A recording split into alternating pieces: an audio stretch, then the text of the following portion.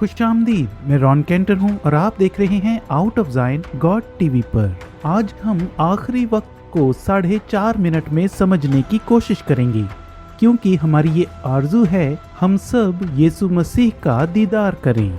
हम जानते हैं कि हिजकियल 38 और 39 बाब के मुताबिक गूग मगूग की जंग होगी। आप ये पढ़ चुके हैं। मेरा ईमान है कि वो जंग इस मखलूकात के आखिरी 7 सालों की शुरुआत होंगे, क्योंकि ये लिखा है कि उस जंग के बाद खुदावंद इजराइल को फतेहाब करेंगे। उसके बाद वो 7 साल तक सामान को जलाएंगे। मेरा ईमान है कि उस वक्त कोई ज़हीन रहनुमा आएगा जिसके बेहतरीन ख्यालात होंगे। वो यहूदी लोगों के साथ मुआहिदा कराएगा और उन अरबी अक़वाम के साथ भी जो शिकस्त की गईं, और वो हैकल की दोबारा तामीर करने पर मुतमईन होंगे। मेरे पीछे जहाँ पर अभी एक मुस्लिम मस्जिद है, और फिर बहाली होगी, कुर्बानियाँ दी जाएंगी। लेकिन 3.5 साल बाद कुछ ऐसा पेश आएगा।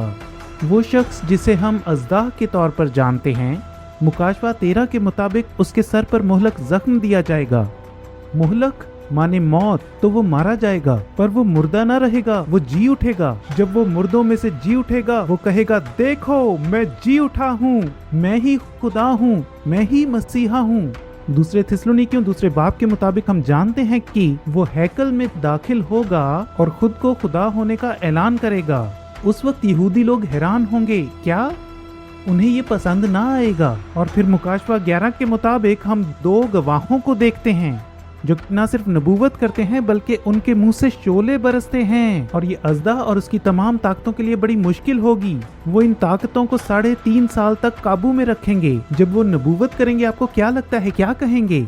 वो कहेंगे, यीशु ही खुदा है, यीशु ही मसीहा है, खुदा पर ईमान लाओ, शैतान का निशान मत लगाओ। ये नबी आग उगलते हैं, लेकिन 3 साल बाद वो मार डाले जाएंगे और उनकी लाशें 3.5 दिन तक जमीन पर पड़ी रहेंगी।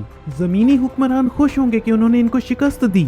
फिर वो मुर्दों में से जी उठेंगे और आसमान पर उठा लिए जाएंगे, और फिर जिसकी वजह से अज़दाह और उसकी तमाम ताकतें हर मजदून की घाटी में इकट्ठा होंगी ताकि यरूशलेम पर हमला करें।